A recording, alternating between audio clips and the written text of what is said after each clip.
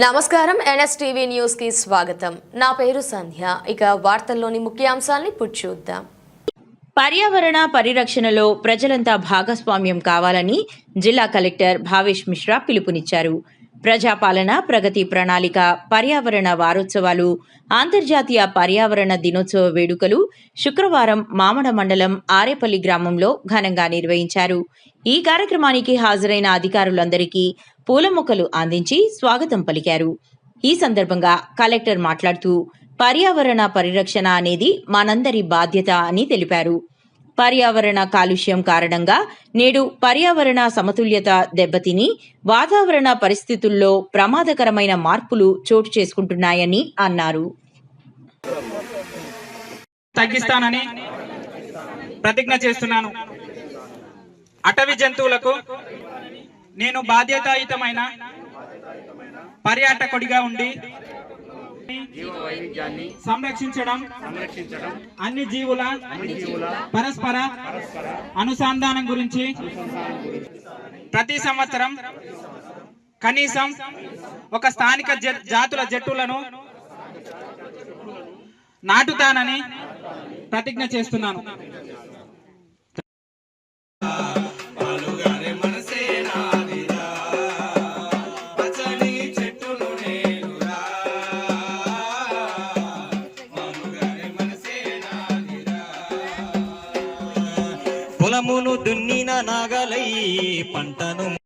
Other than policing program, I think this is the first program I'm attending. I never attend any program, but I like this type of programs. So నేను కూడా చాలా plantations చేస్తూ ఉంటాను. So మనకు వీలున్నంత వరకు నేచర్ని protect చేసుకుంటూ ఉండాలి. వీలున్నంత వరకు పొల్యూషన్ కంట్రోల్ చేయాలి. అంటే మనది పొల్యూషన్ కంట్రోల్ అంటే అది వేరే వాళ్ళ పని, మన పని కాదు అని అనుకుంటూ ఉంటాము. కానీ మనతోటే స్టార్ట్ అవుతుంది. ప్రతి పని ఇంట్లో నుంచే స్టార్ట్ అవుతుంది. మన ఇంట్లో ప్లాస్టిక్ వాడకం ఆపాలి. తర్వాత మన ఇంట్లో ఈ అన్నెసరీగా కరెంటు ఖర్చు పెట్టడం ఆపాలి. కరెంట్ ఫ్యాన్ తిరుగుతూ ఉంటుంది, లైట్ వెలుగుతూ ఉంటుంది, మనం ఊరికి అటు ఇటు తిరుగుతూ ఉంటాం. బయటకు వెళ్ళినప్పుడు స్విచ్ ఆఫ్ చేయడం రావడం అనేది అది కూడా ఒక నేచర్ని ప్రొటెక్ట్ చేసేదే. సో ఈ renewable energy, non renewable energy అనే దాని మీద మనం ఫోకస్ చేస్తూ ఉండాలి. తర్వాత ఇంకా మనం చాలాసార్లు నేను ఇక్కడ పెంబి ఏరియాలో తిరుగుతూ ఉన్నప్పుడు చూస్తూ ఉంటాను, ప్లాస్టిక్ ఎక్కడ పడితే అక్కడ పారేస్తూ ఉంటారు. నేచర్ని మనం ప్రొటెక్ట్ చేసుకోవాలి. అవి ప్లాస్టిక్ అనేది అడవికి మంచిది కాదు. సో మనం అందరం కూడా వెళ్ళేటప్పుడు ఎప్పుడు ప్లాస్టిక్ ఏదైనా కూల్ డ్రింక్స్ తాగి సంథింగ్ తాగేసి తినేసి అలా పారేయడం అట్లాంటి పనులు కూడా మానుకుంటూ ఉండాలి. తర్వాత బీడీలు కానీ చుట్టాలు కానీ సంథింగ్ ఏదైనా కాల్చి అలా విసిరేస్తూ ఉంటారు. దానివల్ల ఫారెస్ట్ ఫైర్ అవుతుంది. చాలాసార్లు బాధ అనిపిస్తుంది, పెద్ద పెద్ద మొక్కలు చనిపోతూ ఉంటాయి. ఆ ఫారెస్ట్ ఫైర్ తొందరగా ఆగదు.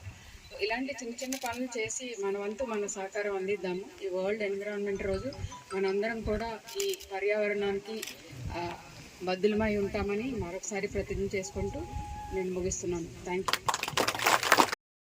ఒక 3 to 4 degrees సెల్సియస్ కొంత తక్కువ అయిపోతుంది. ఇక్కడ మనం ఉన్నాం, స్వచ్ఛమైన ఇక్కడ గాలి వస్తుంది. అదే మనం రోడ్డు మీద పోతే టెంపరేచర్ కొంత ఎక్కువ అయిపోతుంది.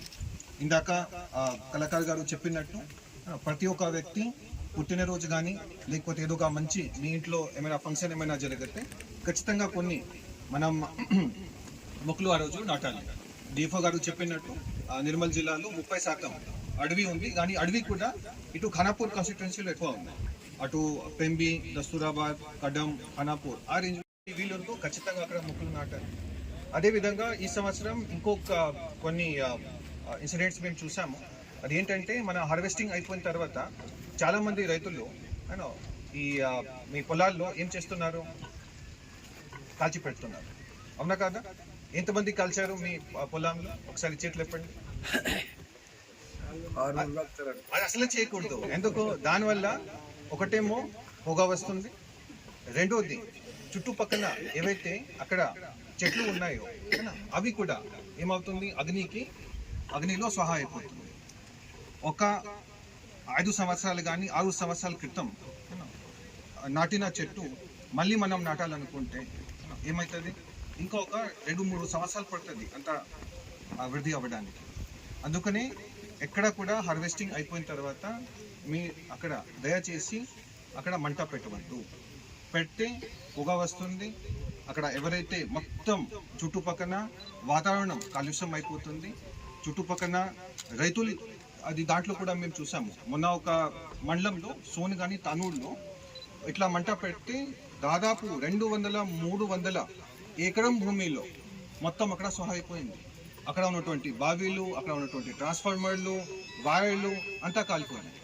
అట్లా మనం చేయకూడదు. మూడో అంశం అనేది ఇప్పుడు మనం ఎక్కడ చూసినా మనం ప్లాస్టిక్ వాడుతున్నాము. ఈ ప్లాస్టిక్ వాడడం అనేది కొంత మనం తగ్గించాలి. మీ ఇంట్లో ప్లాస్టిక్ బాటిల్స్ ఉన్నాయా? ప్లాస్టిక్ బాటిల్స్లో ఎంతమంది నీళ్లు తాగుతారు?